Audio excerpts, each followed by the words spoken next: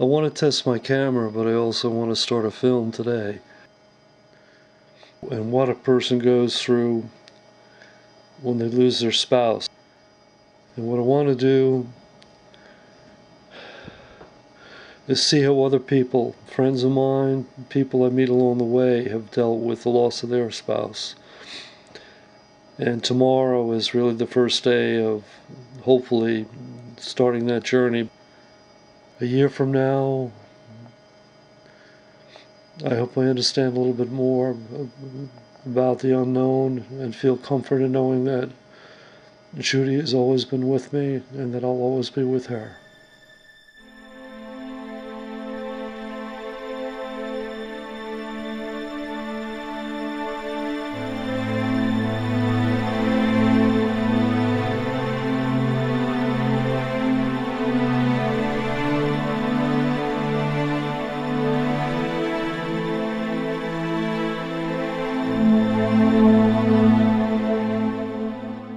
I began my journey in September 2007 with the death of my wife, Judy Lee, a woman I loved so dearly who was also my film partner. I couldn't imagine her not being. Where did she go? She had to exist in some spiritual or energy form. If not, I would be even more devastated by the loss. I had to re-examine, or rather affirm, my belief system. I had been exposed to metaphysical concepts before Judy passed away, but they did not dominate my life. Now I wanted to build a bridge to the metaphysical world. Ken Burns' film, The Brooklyn Bridge, provided me with a metaphor. Burns tells us that the engineers had to take a leap of faith in the construction of the bridge because they never hit solid bedrock when constructing the bridge pier on the Manhattan side of the East River, like they did on the Brooklyn side. Digging deeper would have led to more injuries and deaths. But after examining fossils in the sand, they realized that this bottom had been there unchanged for millions of years. The engineers figured they had dug deep enough.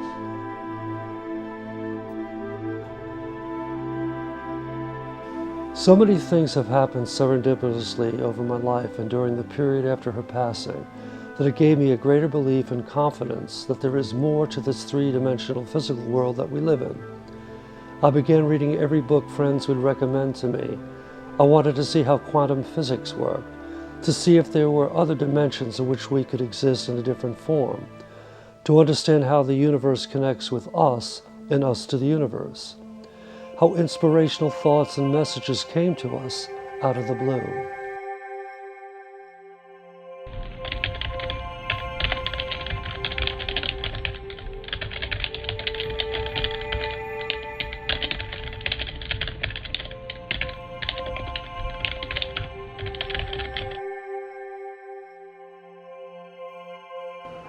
And I saw the pupils of his eyes contract as if looking at a bright light.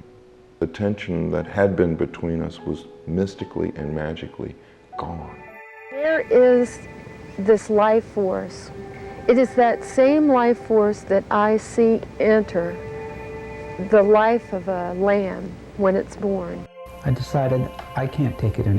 That there's a limit to this. There's too much pain. And I'm just going to have to go where there isn't pain. And I believe that it is within each individual that all of the miracles, all of the wisdom may be revealed. I received high-dose chemotherapy with a stem cell rescue. Some people call it a bone marrow transplant. I was going through some heavy chemotherapy because some breast cancers, especially in younger women, are very resistant. I saw a branch that broke from the tree. It was a beautiful branch, and I thought myself, is it gonna die? No, it's not gonna die. It probably will go to a superior step of its existence. In December of 2007, I decided to spend 4 days with a fraternity brother who lost his wife a few weeks before Judy had passed away. We both were devastated by our losses and the huge hole that was left within us.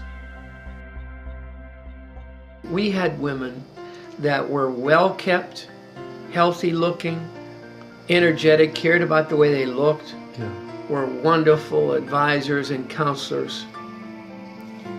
It's going to be hard to match that. You know, if you think over the years of people you've known that have been friends, some you've done this with, some you've done that with, some you've done that with, it's hard to find one that had as much as that wife you had. But as you get older, your mate is such a part of you, and you realize how valuable that is, that you want to nurture that, use anything you can do to help that woman that way.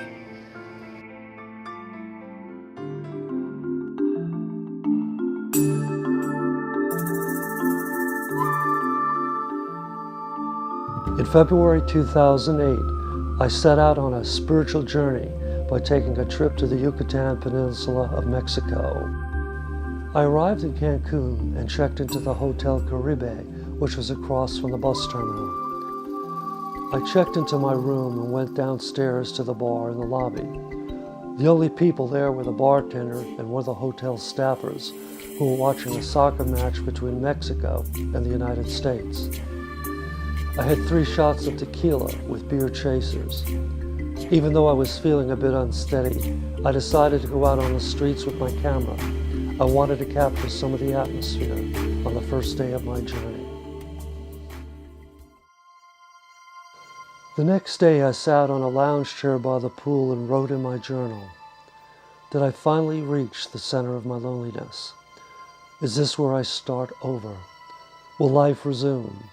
Will loneliness disappear? Is this where my long journey actually begins? Whenever I would close my eyes, my thoughts would drift to Judy, and as if by command, the tears would flow again. After 2 nights in Cancun, I left by bus for Merida.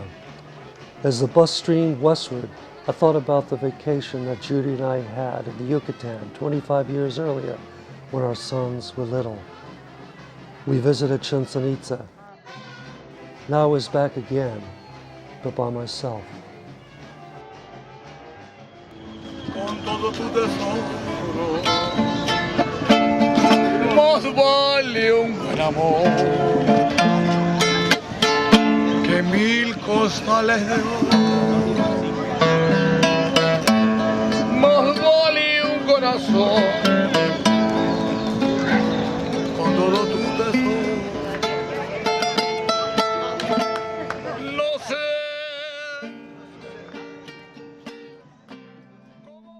I arrived at the Fiesta Americana Hotel in Merida and asked for instructions to Calle 58. It was only several walking blocks, so I picked up my luggage and backpack and continued by foot. Afra and Carol Collier and their daughter Shelley greeted me. Later in the evening, Afra told me about a mystical book by Carlos Castaneda called The Teachings of Don Juan.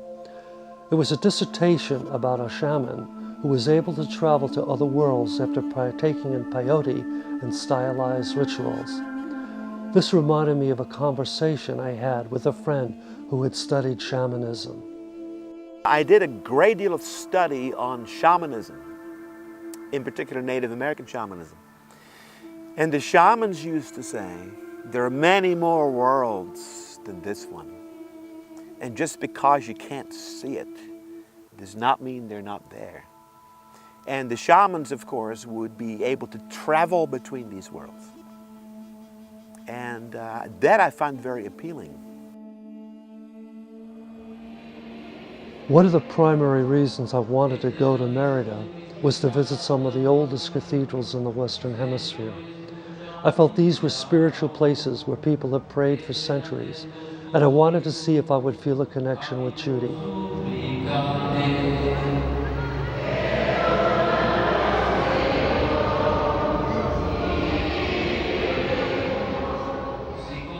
In Merida, I hooked up with my friend Sam Jackson, who had been going to the Yucatan for 30 years. We rented an old VW and headed back east across to the coast on our way to Bacalar, located on a freshwater laguna. We stopped at Chenchobin, which was an archaeological site and much off the beaten track. I was able to walk around the grounds entirely by myself, trying to feel or experience a presence with this Mayan civilization that had vanished. We drove to the house of a woman Sam knew who was an anthropologist. Her name was Ofelia Casa Madrid. Ofelia had waited 20 years to find a husband, and then he died suddenly from a heart attack after just 1 year of marriage. I was disappointed that I didn't have my video camera with me to record what she told me, but the next morning we ran into her at a restaurant where she was having breakfast, and she summed up our conversation of the night before. That I think is that you're still confused and she is still confused. And I think the space and the time in another dimension is different. Then this is a process. Don't feel bad, just try to understand confusions both sides, because it's our human condition over there and here. Wherever is a new space, is a new dimension, is another condition, and think that cannot be easy. Not easy.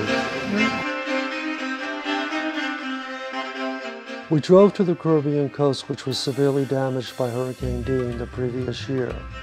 Sam wanted to pay a visit to Carol Tumber, who owned an inn. As soon as I entered the foyer, an overwhelming feeling came over me, and I blurted out to Sam that I wanted to stay here. Carol said she didn't think she had any vacancy, but would check her computer. She found that she had just had one room cancellation from a couple concerned about the condition of the road. I told her I would take it. When signing in, I told her about the passing of Judy and my spiritual journey. She remarked that she had lost her husband 10 years ago. After checking in, Sam and I had a beer and sat on lounge chairs looking out on the Caribbean. He then left to see how the roads were farther down the coast. I sat by the shore alone and marveled at the beautiful ocean. I thought about Judy and wished she were here with me physically to enjoy this beauty. I wrote in my journal, Valentine's Day, February 14, 2008. Today is the day that people celebrate their love for each other. Another hurdle to jump in my recovery. Oh, how I love and miss Judy. At times I feel I don't want to live. I made a vow that if I were able to find another companion, I would bring her here to Mahawal. Just then I turned and saw Carol walking across the beach towards me. She said, "Do you want to talk?" I said, "If only you knew what was in my heart and my mind." She said, "I think I already know you." My belief is that after a person dies, they have an opportunity to make a statement, to say something, to do something, to be with their loved ones. If I think especially if they feel their loved ones are really in pain. And I had this visit from Gary, and it was as real to me as I was grasping, and it was a surprise to me that he wasn't there as this moment passed. I realized that that doesn't happen to everybody. I also feel very blessed that he had that opportunity to say one last thing to me, and it was a question that was on my mind, and he answered the question. The Eastern traditions in religion, and of course they're the oldest, way older than the Western, have pretty much had a consensus that, and you may or may not even like this, that the individual self does not survive death. That after death we are absorbed into the oneness of which we've always been a part. And I've always really liked that idea. I don't know if that makes sense. We're all connected to that one union, that one thing. Hinduism calls it the Brahman. The Buddhists call it the infinite self. Not the individual self, but the infinite self. But when you begin studying Western religions, there is a shift. There is an emphasis on the survival of the individual self that will retain our dreams, our hopes, our memories of successes and failures, that will remember our loved ones, and that we do go on throughout eternity as an individual, separate self. Now, if you were to ask me if I were to pick a favorite, the idea that we are fundamentally one and that we return to that oneness, for me, is always more catching, more meaningful. But the three great Western religions, Judaism, Christianity, Islam, share the same consensus that the individual self survives death. In other words, the individual self is eternal. It's one of the blessings that this tragedy that's happened to us has transformed us somehow to be more open for all the other people that seem to say things like I did. I couldn't have said that, but I knew. I do understand. I do feel I know you. You are very available. And I think a lot of people who have had this grief, this tragedy in their life, become more available, more real. Their energy is more open. On Sunday, February 17th, 2008, I took a bus trip with my host friends in Merida to a city named Isamal. It is a very holy place in the Catholic Church. Pope John Paul II visited this site in 1993. We went to the San Miguel Hotel to check our baggage into the rooms. As I was passing an art store, I saw a woman who I assumed was the store owner. All of a sudden, I felt as if my eyes left my head and connected with hers midway, like trapeze artists. We got to talking, and I told her about losing my wife. She then told me she lost her husband in April 2007. Her name was Jean Hunt, and she was originally from Florida. On the wall was a beautiful black and white photo of Jean's husband. She said he had been a surfer in Mexico and Southern California, and also a roadie with the Grateful Dead and B.B. King. I asked Jean if she still felt a spiritual connection with him. She hesitated a moment before saying, "At times, but not as often as before." Before leaving Isamal on February 18, 2008, I wrote in my journal, "This is the first day in 5 months that I have not been brought to tears thinking about Judy. Yet everything about Judy's illness and passing is still so vivid and raw. It makes me worry that I may lose my spiritual closeness with her, something I hoped I could intensify instead." But when I got home, I was informed that Judy's mother had passed away from a pulmonary embolism, the same thing that caused Judy's death. On February 22, 2008, I wrote in my journal, "I had a dream about Judy who knew she was dying. Several women in long dresses entered the room, and Judy was in a pool of water and appeared to be undergoing some type of therapy. She was lying on her back with her body and legs stretched out in the water. I believe she had some breathing apparatus hooked up to her, and she knew she was dying." I had recently read that there was a lot of anecdotal evidence that a consciousness or the soul survives the death of the physical body. But before exploring the metaphysical or spiritual worlds, I felt I needed to have some grounding in science. Films like What the Bleep delved into the metaphysical world of quantum mechanics, guided by the world's top physicists, engineers, biologists, and mystics.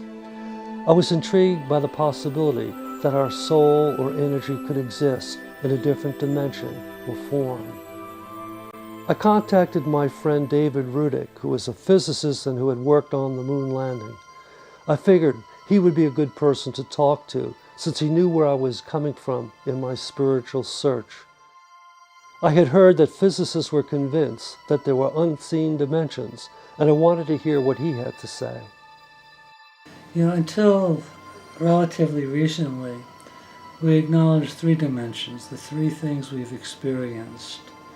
You know, length, width, and depth, basically. We now know there are at least minimum of 4 dimensions, fourth one being time. But we also know that through our limited ability of our senses, we can have parallel universes. All right, we can have 5, 6, 7, 8, 10, 12, who knows how many dimensions. Worlds that might interconnect in some respects. And all right, the fact that we haven't detected them yet does not proclaim they don't exist.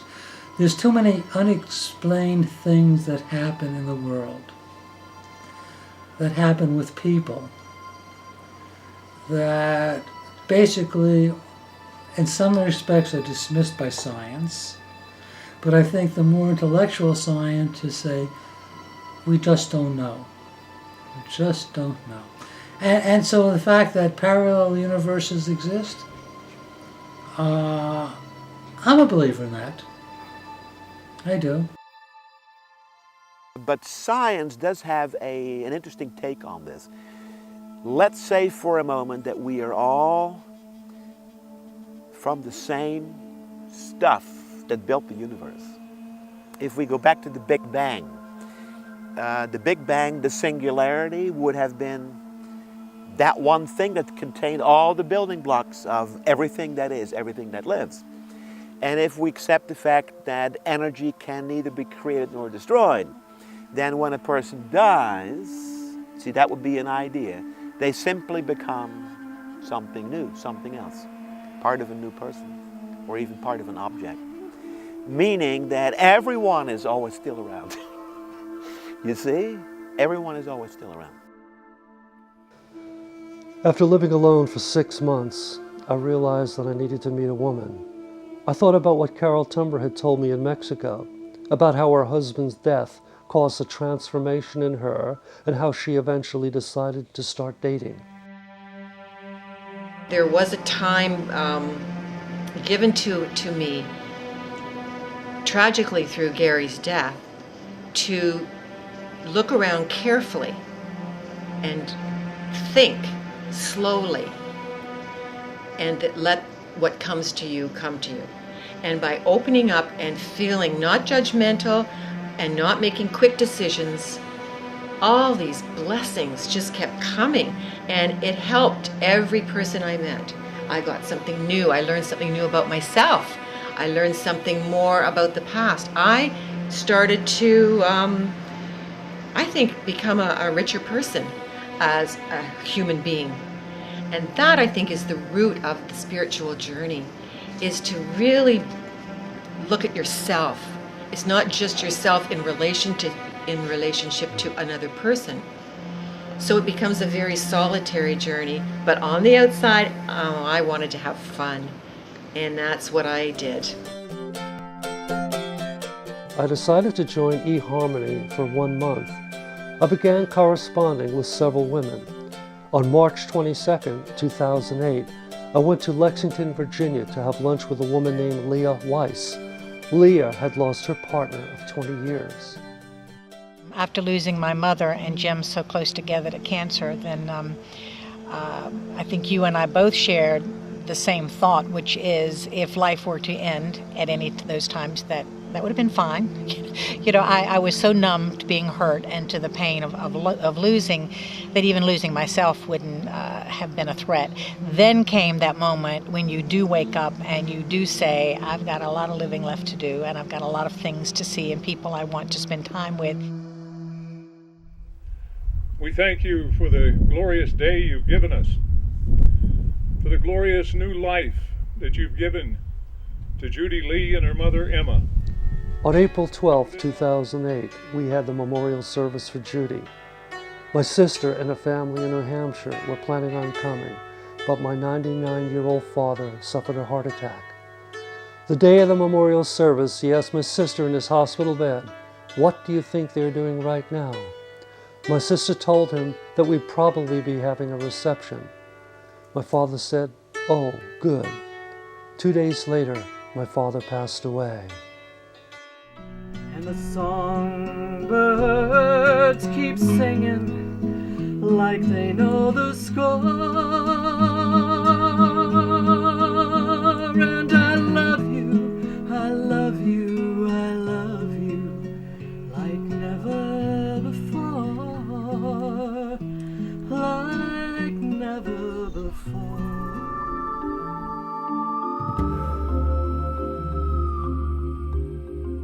On May 12, 2008, I went to the Outer Banks of North Carolina. While I was standing at the dock to catch a boat ride to Portsmouth Island, a woman approached me and asked, "And where is your wife this morning?" She must have seen the gold wedding band that was still on my finger. I told her my wife had passed away. Later that day on Portsmouth Island, I saw her picking up seashells. After a rather long silence, she said, "My husband passed away 2.5 years ago. He died in my arms." I told Perry that I was on a spiritual journey caused by the loss of my wife, and it was then she asked if I accepted the Lord Jesus Christ as my Savior. She said, "I have heard His voice." We crisscrossed hands and she said, "The angels are dancing in heaven."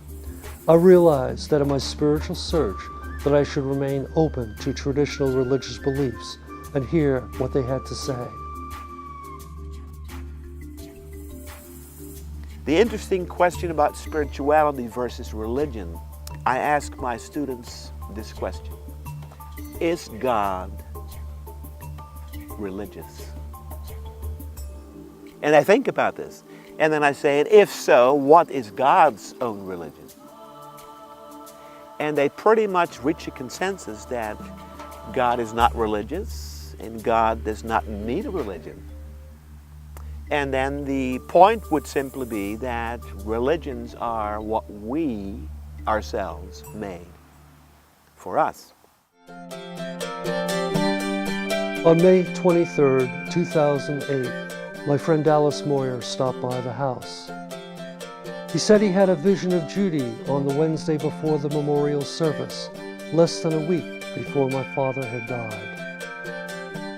That vision it wasn't a dream, it was a vision. I was just standing, I was busy, and it just come pop there she was. And the room was white, had arches.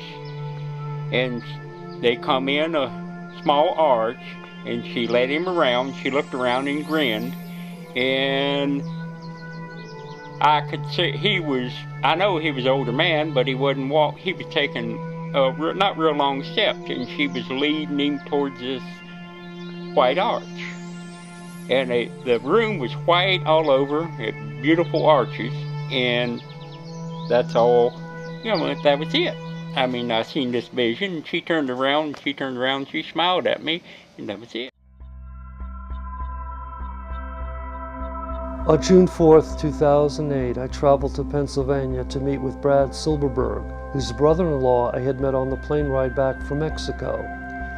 He started the Mesa Creative Arts Center, which offers many programs in spiritual development. He had lost his wife 10 years earlier, and this caused his own spiritual transformation. I asked him what advice he would give to someone who had lost their spouse. When a spouse leaves to go do something else, first of all, I would say, no love given is ever lost. We all retain that on the level of our soul. I say that, first of all, your life is not over. I remind people of that. If your spouse has died, your life is not over. Yes, this phase of it that you were in with this other person, do you really think that presence dies when your body does? That might be the place I would start. And to me, I understood even when I was a child, that presence that was my true being, the true essence of what I was. And so the first thing I say is, just like you can feel your presence, the essence of the person that you were with is not obliterated. It's not dispersed. It's somewhere.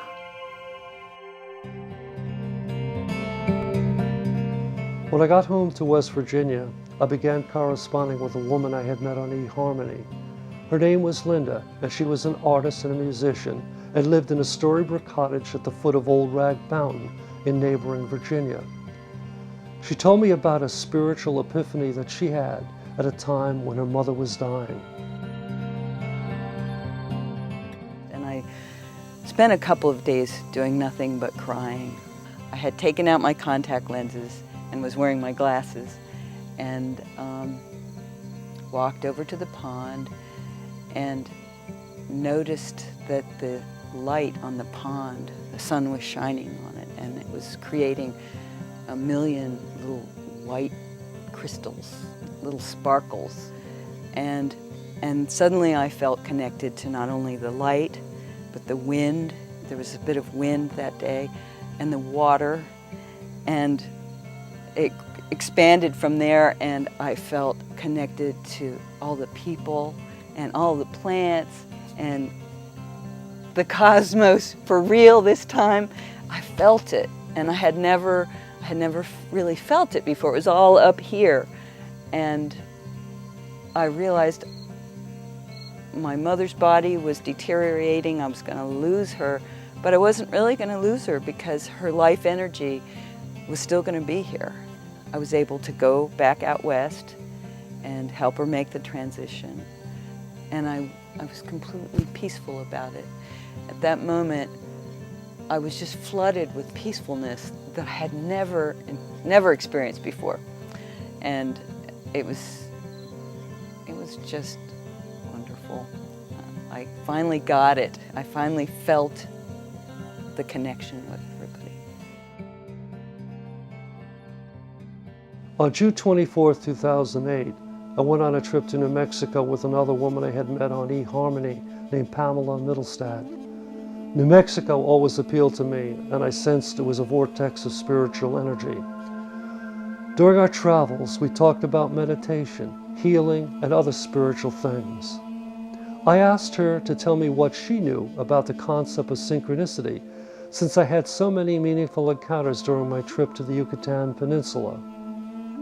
Well, I know very little about it, but I know that it's a theory of Carl Jung's that when you have what you feel are like meaningful coincidences, when things start to happen that really seem not natural in the process of your daily life, and you encounter, or what we people in the population normally call coincidence, we might sense them as meaningful connections that happened quite spontaneously and without any planning. And Carl Jung calls that process of encountering meaningful things, like coincidences, synchronicity. We traveled north on our way to Taos, first stopping at the home of Georgia O'Keeffe. Her art was very meaningful to me since Judy had painted 4 reproductions of her work. Ray said to me, I wonder who we're going to meet next. I wonder who's going to be the next person into our life, my life. And after we left Santa Fe, everything opened up. It was just, we saw such beauty in the mountains, and things started to get greener and greener, and we visited O'Keeffe's house, and that was wonderful. And then Ray said, who will be the next person to walk into my life? And shortly thereafter we met Andrea. She was standing by the side of the road. As we approached her, I thought she was a man, and not inclined to pick up a man, but we whizzed by her, and she had this wonderful golden smile. I mean, her smile was jumping out, and I said to Ray, she's a woman! Shall we pick her up? I said, what do you think? And he's, sure, are you okay with this? Yeah. So we turned around and we picked her up. I'm 21, I'm from Alaska, I was born and raised there, I live in Durango, Colorado now. I'm on an adventure and I'm not sure where it's going, but I'm gonna try and figure it out. I quit going to college because I didn't know what I wanted to be, and since then I've just been kind of wandering around and figuring out what I want to do with my life, and I've met some really awesome people. I'm going to Taos to go to the Solar Music Festival, and I hope you come with me, and I really, really think that you should read this book called The Celestine Prophecy, because a lot of the things that you talk about are a lot of the same things that the book talks about. It's a really insightful thing. So, thank you so much for picking me up. I would have been walking still for now if you hadn't, and it was meant to be. After I returned to West Virginia, my fraternity brother Milt Elder came out to visit me. I wanted to talk with him about how he was seeing his own life now, almost a year after the passing of his wife. I find that the more I search within, read scriptures, pray, meditate, search in more Eastern thinking, more contemplative thinking, more joy for the minute, I find my restoration is feeling better. It's coming, maybe, I think that's where the key for it is. I have become more engaged in a new life. And so this beautiful period of discovery and intimacy that happens after the person dies, it was such a beautiful time of my life. It was so scary. I had the same as you. I had a point where I thought, if I let myself go in this moment, I'm going to die. There was the hand reaching down to touch me and bring me up. I was actually at a beautiful spa in Mexico, and I had been sick and I was very, very low energy. And yet I had this out-of-body experience that I can only describe as miraculous and beautiful, and I was afraid at the end that I would die if I didn't pull myself back. In March 2009, I wanted to meet again with Leah to see where we both were in our own lives 1 year after our last meeting. We met again at the same restaurant in Lexington, Virginia. We've made great progress this last year.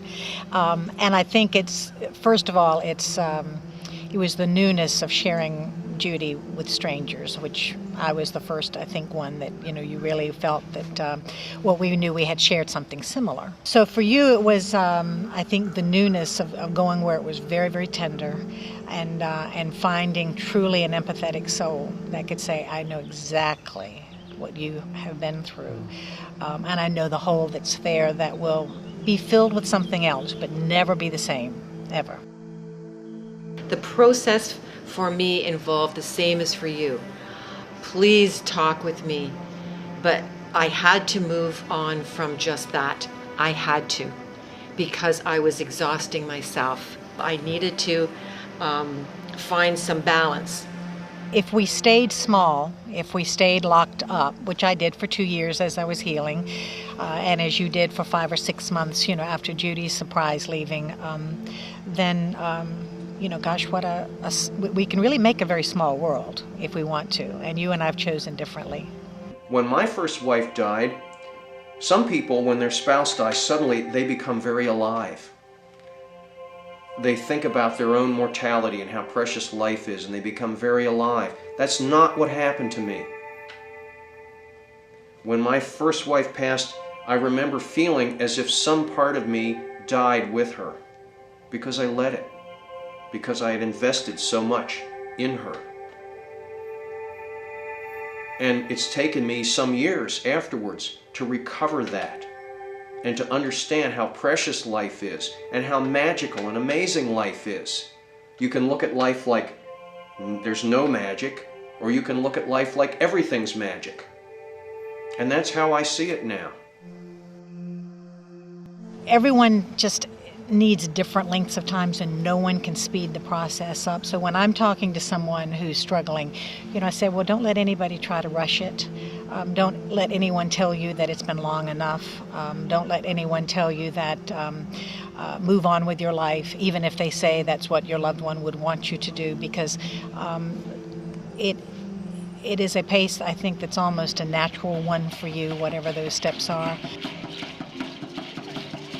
In February 2009, Pavel and I visited the Yucatan and retraced my footsteps in Mexico.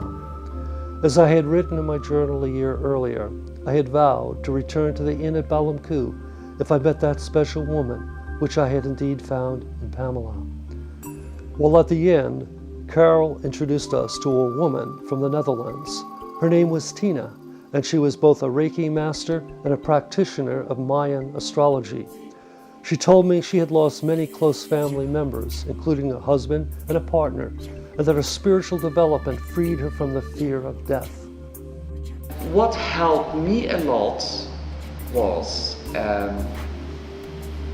that I can feel all the people who died in my life are around me as an energy, and they show up every time,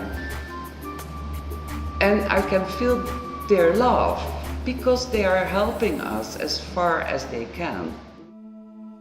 The oldest cultures, in particular in the West, always had a profound belief that those who passed on are not gone. Yeah, if you study Native American religion or Taoism in China, people had a sense that the ancestors were around. You see, they were watching, they were a testimony to our journeys, they were witnessing, and sometimes they would step in and counsel and give wisdom. In a Western modern culture, of course, this is clearly lost. It's back to the whole concept of where you are and how you can embrace some really much broader than this three-dimensional physical world that we live in. I mean, this is not it. We are not where we are going. Whether we even get to live in other dimensions as a spirit, I hope that's true. I mean, it would be marvelous, because to me, isn't the whole goal of this universal spiritualism is to be enlightened?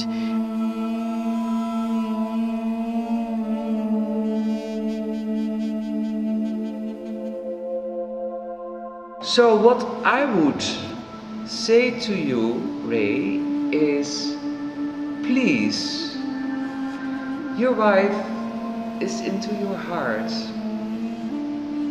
Give her a rose and a nice place into your heart. Go on with your life, and as you are already experiencing, there are happening a lot of new things. The period after Judy died was actually a very special time in my life, but it's very painful and very beautiful at the same time. I found that in grieving, it's all about trying to make it from minute to minute, day to day. Eventually time passes and healing begins. On several occasions I experienced what I call ethereal love with Judy. It was the most intense and powerful feeling and sensation that I have ever experienced. The first time it happened, I was visiting friends in Virginia who looked out their picture window and saw a tugboat pushing a barge up the Potomac River. It reminded me of the barges I had seen on the Mississippi River when Judy and I had celebrated our 25th anniversary in New Orleans.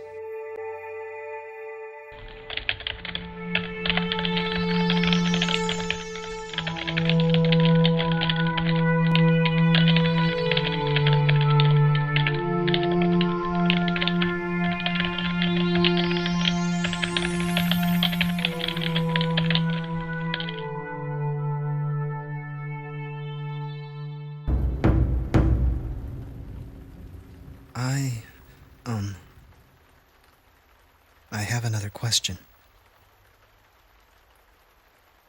What happens when we, die?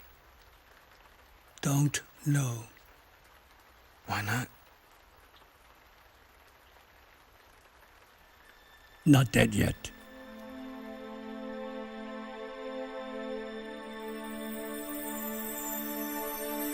There's too many unexplained things that happen in the world, that happen with people, that basically, in some respects, are dismissed by science. But I think the more intellectual scientists say, we just don't know. It's a new space, it's a new dimension, it's another condition. Just like you can feel your presence, the essence of the person that you were with is not obliterated. It's not dispersed. It's somewhere. I realized my mother's body was deteriorating. I was going to lose her, but I wasn't really going to lose her because her life energy was still going to be here. I had this out-of-body experience that I can only describe as miraculous and beautiful, and I was afraid at the end that I would die if I didn't pull myself back.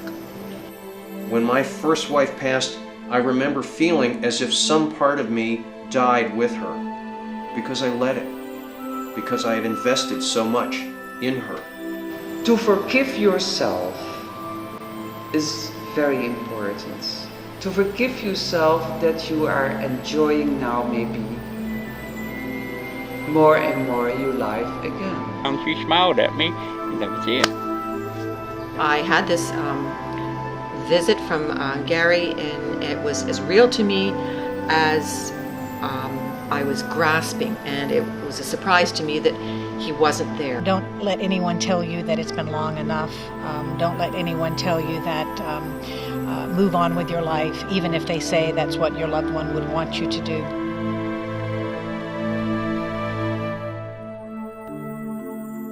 Just before wrapping up my film, a chance encounter brought me back in touch with my friend G, whom I had not seen since before Judy died, and I interviewed him for this film. Even though I had pretty much resolved the issue of Judy's continued existence in my own mind, G's final words coming at the end of my searching felt like an unexpected confirmation.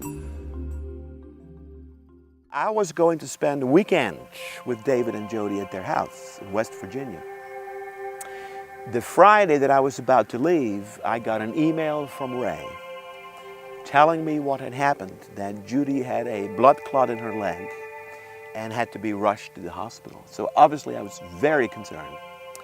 And I got to David and Jody's, and they had also been emailed, and we were all concerned.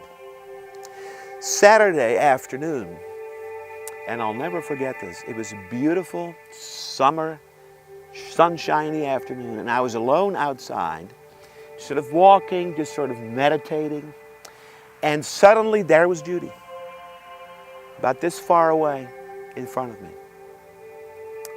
It's hard to describe. It wouldn't be right to say that she stood there like any ordinary person would have stood. Three-dimensionally, it was, I would call it a visitation, or a vision, or an apparition. But there she was, and she said to me, "Please take care of Ray." And she was gone. This really disturbed me. I didn't know what it meant. So I went back inside, and the phone rang. And David answered it, and it was Ray, telling us that Judy had just passed away. One of those strange experiences. I had been forewarned that she had heard Judy's voice, but I was not prepared for what he told me about having a visitation from her. After searching 2 years, I wondered what I would have done differently if I had heard this revelation much earlier. Would I have grieved as deeply or as long? Would it have provided me with the comfort I so desperately needed? I realized that no matter what happens to our soul or essence after passing, I will miss Judy the rest of my life. I guess I'm still grieving, but fortunate to have found Pamela, who understands my loss and provides me with love and comfort. My fraternity brother Milt married Kathy on Christmas 2008 and just celebrated their first wedding anniversary. Pamela and I are still dating, and have a special deep relationship that continues to grow and evolve. She's helped me along my journey of discovery and reflection. She has taught me the value and benefits of meditation and the Buddhist concept of living in the moment. I feel like I have constructed a metaphysical bridge to the spiritual world, and it gives me solace in knowing Judy is in another dimension and that with time we will be reunited. It certainly was a gift from Judy out of the blue.